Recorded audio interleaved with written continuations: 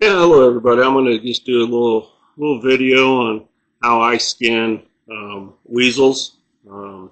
As everything, um, there's a lot of different ways to skin critters, and this is just the way that I do them. Definitely not saying this is the only way or this is the best way. This is just my way, and I just wanted to share this with people, and maybe somebody out there is just getting into the trapping or something might watch this and learn a little something from it, or even people that have been trapping for years might learn something. I'm always learning.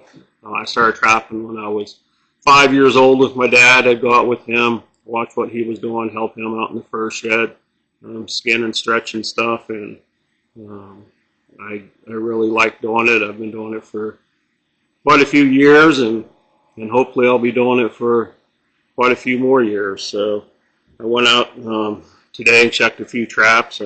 Picked up 2 pine marten and 1 weasel. So I'm gonna go ahead and get this weasel skin and stretch tonight. Show you how I do it. They're pretty simple and easy.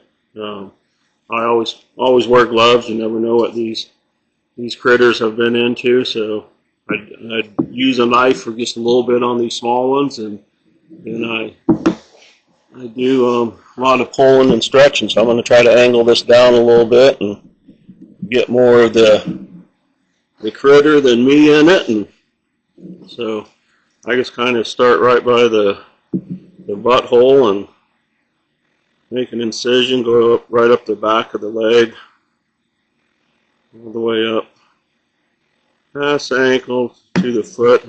When I skin these, I'm only skinning them for um, selling at a fur auction. I'm not trying to make them so I can sell them to somebody that want to do some taxidermy work on them. It's the taxidermist business is out there, but it takes a little more time and stuff, and I don't do that. I do have to grab my glasses real quick, as I need to be able to see it a little better.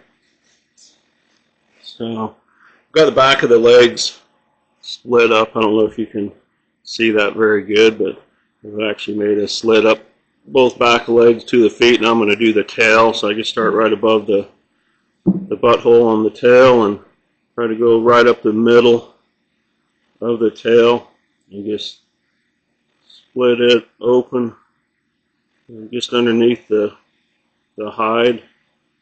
I'm not cutting into the tail or through the tail or anything, hopefully.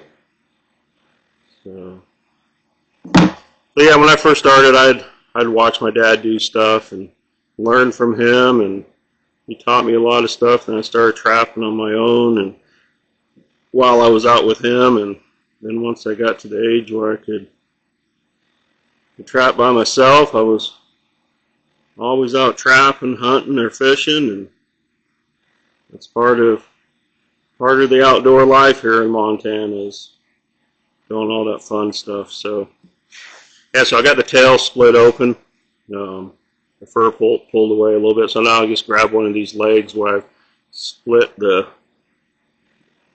up, and you can kind of just pull the fur off of the meat. Just kind of work your fingers into them and stuff, and we'll come right off the carcass. And I got that pulled off that leg, and pull it down a little bit. I'll work over to this other leg, give it a little tug here and there on the fur to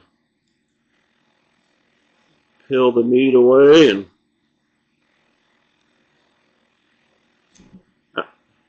actually pulled a little too hard and tore that one. That will happen with these pine marten. They're really soft fur, thin fur. So that's back on the leg, so that should not hurt the price any. They're looking at the belly and the back fur mainly. So okay, so I got those back legs pulled up, got the fur pulled off of them, peeled down some.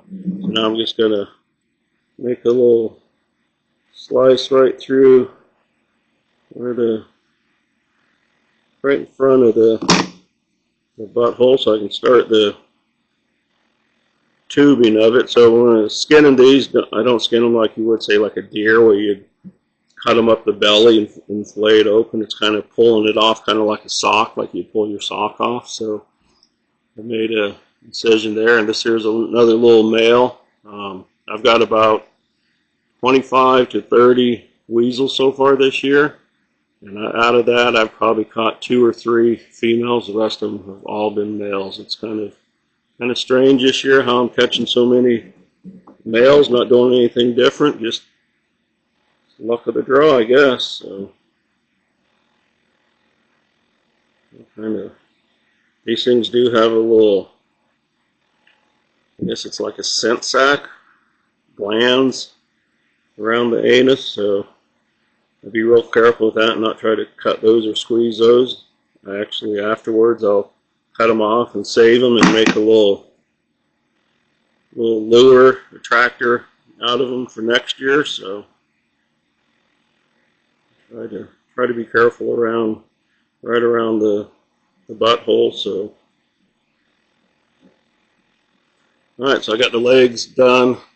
Now I'm just going to kind of peel the fur right off the bone of the tail until I get down to the end of where I've sliced it, and then pinch it with these 2 fingers, hold onto the bone, and just pull on the bone, and it will peel everything right off the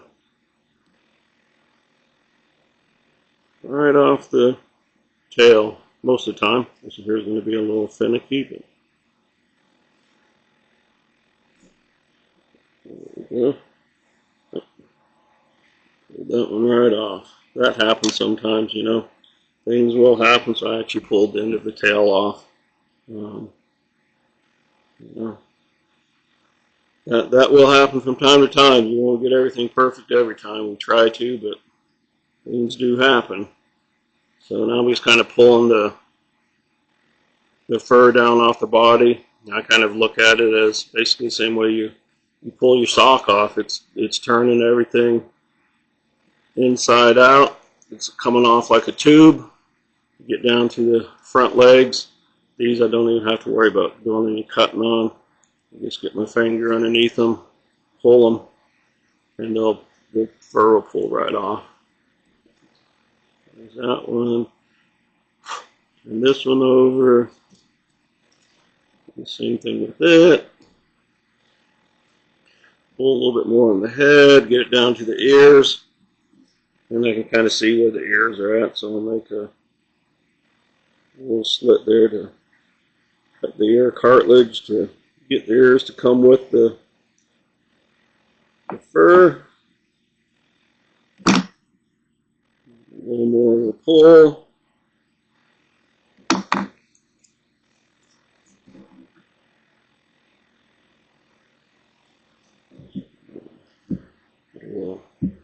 Weight on it to hold it a little bit. Probably can't see that now, but trying to get the eyes cut here. Work on the jaw.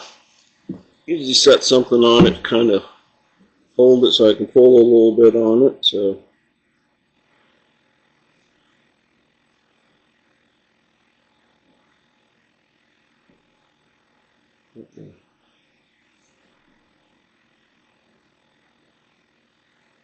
lower jaw and the upper jaw skin down. Again, by just leaving this on there, I'm just trying to make it look a little pretty. I mean, they're not going to use the head part of it for anything, most likely. They're buying it for the body. So that's all inside out. So now I actually have a can here of borax. So I use that to help dry the hide a little bit and be able to pull some of the little meat and fat off of it. So I move it around inside of it a little bit, get it all covered with that borax, rub it around on it. pull it back out. I know there's a couple places got some meat and maybe a little bit of fat on it. So now that it's got that borax on it, it's got something I can grab onto good, and I'll pull a little bit of the fat and meat off of it, so I'm not letting that get dry onto it. The more that fat and meat you get off of it, the quicker it will dry, the better your fur will look. So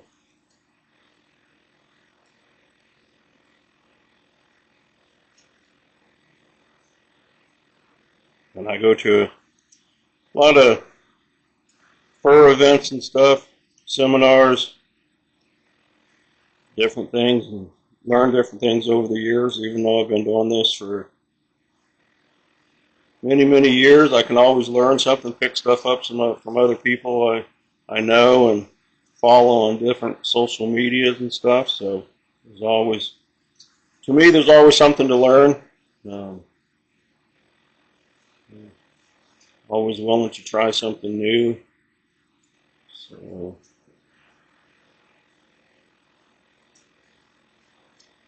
alright, so pretty much got that all the meat off of these things here.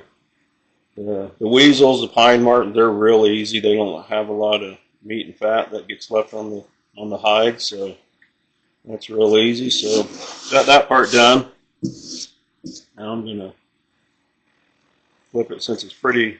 Using that borax will help it dry really quick, so I don't worry about stretching these on a stretcher with the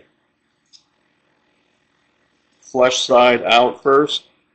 Bobcats, coyotes, stuff like that I do, but these, since I've covered them in borax pretty good, that's pretty much all I do. I do put them now fur side out. Use a little piece of wire that I'll poke down in the front legs, kind of roll the front legs back out. I like to show a little bit of the front legs on this type of animal. So again, with the borax and stuff, it makes it pretty easy to pull these out. So get them the right side out and get the presentation a little bit better. Hopefully that helps get a extra $1 or $2 out of them. You never know. Everything I can do to make it look a little more pretty, and it may help the amount of money I get for them. I'm not going to get rich off of them, but it's nice to be able to get a little bit of money back and pay for some of that gas I use this trapping season. So I'm down to the last, I think 13